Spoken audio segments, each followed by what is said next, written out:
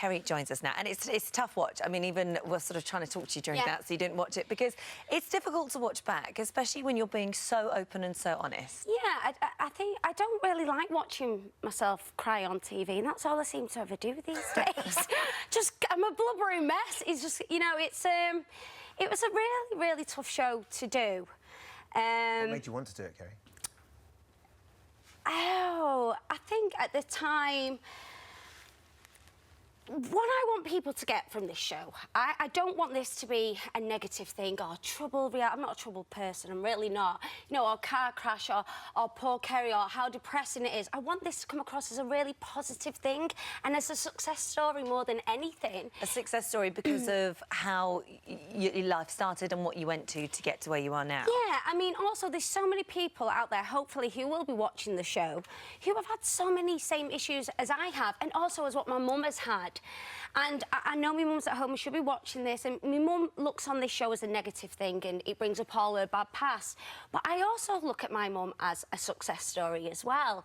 You know, that was a lifetime ago, and look where me and my mum are now. My mum's, you know, she's a brilliant grandmother. She's turned her life around. Well, you were very open about, I mean, more open than I think even you thought you were going to be when you started I wasn't expecting it. I wasn't, to go so deep. And you did. I mean, you talk about your childhood, you talk about the fact you were the product of an affair and that you had a very troubled childhood. You went into care at the age of 13. One of your first memories of your mother is a particularly tough one at the age of 3. And you witnessed your mum trying to take her own life, didn't you? Well, my mum done that a lot from...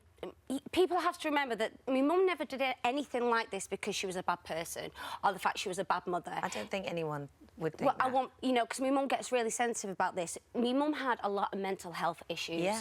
And I think also the reason why I wanted to do this show as well, in today's age, it's still a huge stigma. You know, and people don't understand it or get it. They think, you know, you're attention-seeking or you're this and that. My mum had a lot of issues, which she's overcome, and I look at it as a success story as well.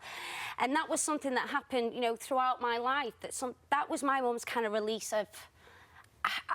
Even now, I don't understand it, but I'd never blame her. These headlines that have been out, I've had people on Twitter tweeting me saying I should be arrested, I should have my children taken off me. It wasn't like that. This is a lifetime ago. I was a 15-year-old girl who was doing her GCSEs. I was in foster home. My mum once again wanted, you know, she just lost the love of her life who had died, and it got to a certain point, she's like, I don't want to be here, I've got nothing here to live for. And it was like, here, take your tablets. You know, take him then, you're selfish. It wasn't like I sat down and tried to succeed her suicide attempt. It was like, take your tablets, but you gave her the tablets, you phoned ambulance, and I went home, did my GCSE the next day, completely failed, and went pick my mum back up. And that was the last time I ever saw my mum do it.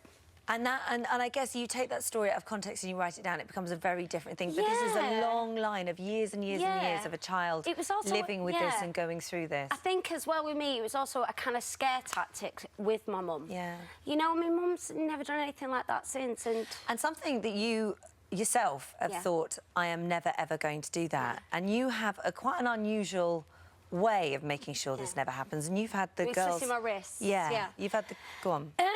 I went to... when my first marriage broke down, I had a bit of a meltdown, basically, and I was 25 and I went to Arizona for 6 weeks to rehab, and my childhood never, ever affected me. I never got upset over it, and I think that's something I still do today. I'm still a really strong person, and say these articles or magazines, oh, whatever, you know, it's nothing compared to what I've been through. It never really bothered me.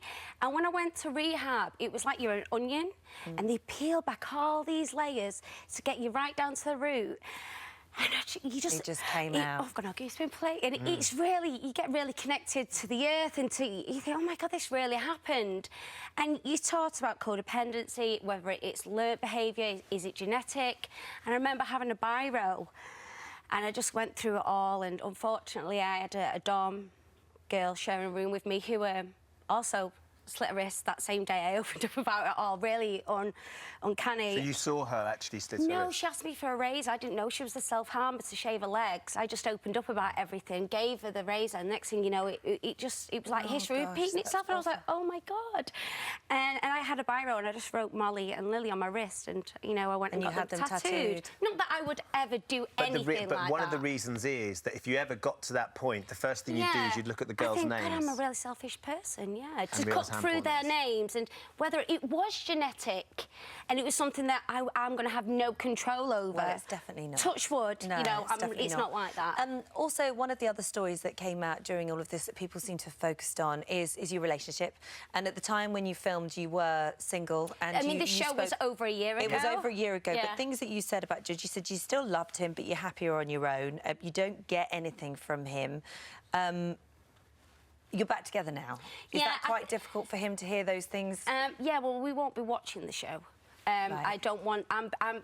George and I, you know, we're in a good place. Everybody has their ups and downs and everyone curses each other when you're apart.